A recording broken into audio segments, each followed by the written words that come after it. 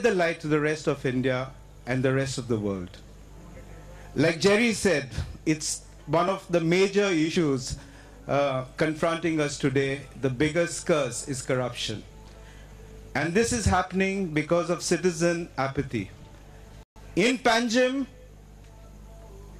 the civic elections are just around the corner. On the 13th of March, you will cast your ballot and get in your representatives. Today at the seminar, we discussed the critical issues facing Panjim. Traffic, it's so simple to solve the traffic problem in Panjim. It's just about management. You don't need that much money. It's just about management and a commitment to abide by the law.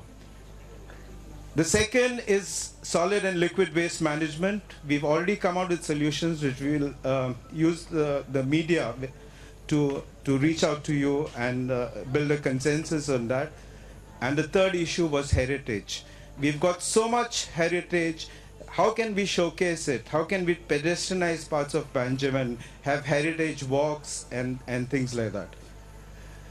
So we need your support, okay? The people have to drive this agenda. You as citizens, as Jerry said, we own the government. We are a democracy. We have one of the best constitutions in India, but we have to shake out of our apathy towards governance. Our duty as citizens doesn't end with casting your ballot.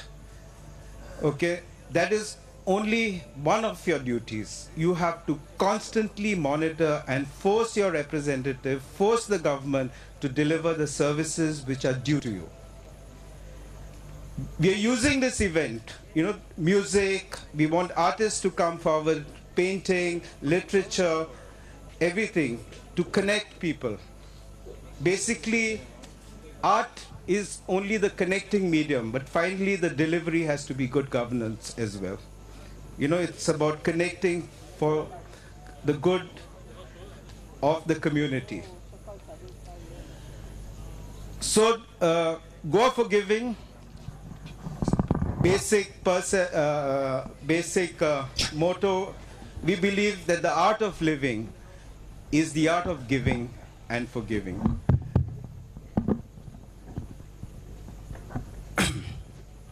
And giving to the community is what it is. Not about giving only to ourselves or our family. It's about giving to the community, because you can enrich and make Goa golden again. To recognize unsung heroes, we've instituted the Goa For Giving Awards, which will be announced shortly. This year, we have 5 awards in different categories, mainly for art, going to be given out for the first time, and this is going to be an annual event. And I asked Jerry to announce the nominees and the winners. Thank you, Ricardo. Yeah. So back to square one, and I just want to ask a few questions before we get into the award process. How many of you think that the government owns us? How many of you think that the government owns us? I love that. Can you say it louder? Louder! We own the government. Right? We own the government.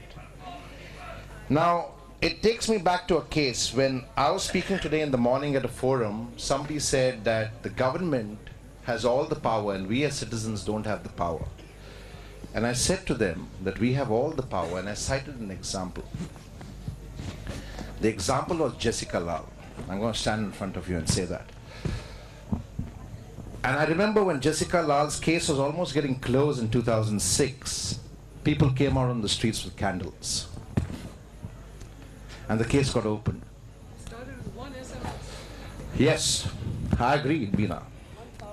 But that entire case could have got vitiated and would have had no value if not for the testimony of 2 people, Beena Ramani and Malini Ramani. And I think around 3 weeks ago, a movie was released called No One Killed Jessica. Is that the name of the movie? And these people didn't even bother to do their research properly. But I stand with Beena Ramani and I stand with Malini Ramani, and I think they are real citizens. They are people who stand for integrity, compassion, and courage of conviction. May I ask Beena to say a few words?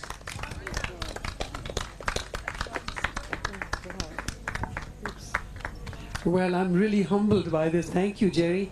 Taken me by surprise. I think it's so easy to be who you are if you believe in yourself. And I love the fact that you brought out this issue about who owns the government. We never really think about it. We live in the country of our birth, our choice, and we carry on with our lives. We make the few changes that are necessary, and then we go on. But I really believe that having been through what I had to go through has been an amazing example for me, which I'd like to share with others. We were stuck with a terrible situation of derailing of justice, and we watched the corrupt powers of the government from different parts of India take over and totally derail justice, and they did not care who they trampled over, who they diminished along the way, and some even died along the way, and the threats to innocent citizens, it never stopped. However, it was eventually a joint sentiment of citizens of India who saw this happen, woke up to it.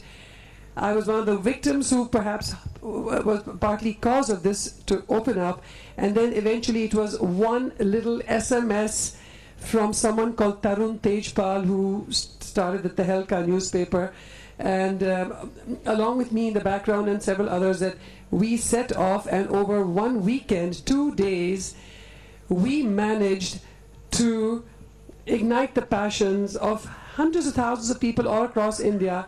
And one of the TV channels received 750,000 SMSs in 48 hours asking for reopening a case that had been closed, and there was going to be no justice for an innocent girl who died, and all of us innocent witnesses who were being threatened by the dire consequences. And it all opened up because of the voice of one citizen and the power of that voice that everyone got ignited by. And that's really what it's all about. And I think we should all really believe in that voice and ask for live with integrity, ask for justice, and we will get it.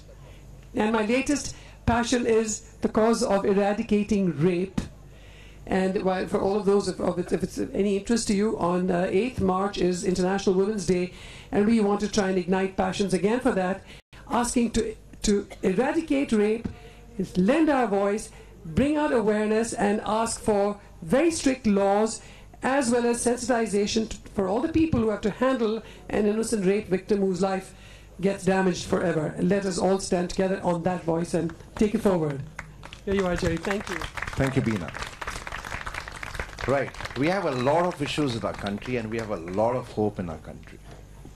Sometimes I think that we kind of give up because we only look at the issues in our country and we never look at the hope in our country. The hope of the country is the citizens. The hope of the country is the 55% population which is below the age of 35. The hope of the country is the 40% population which is in college. And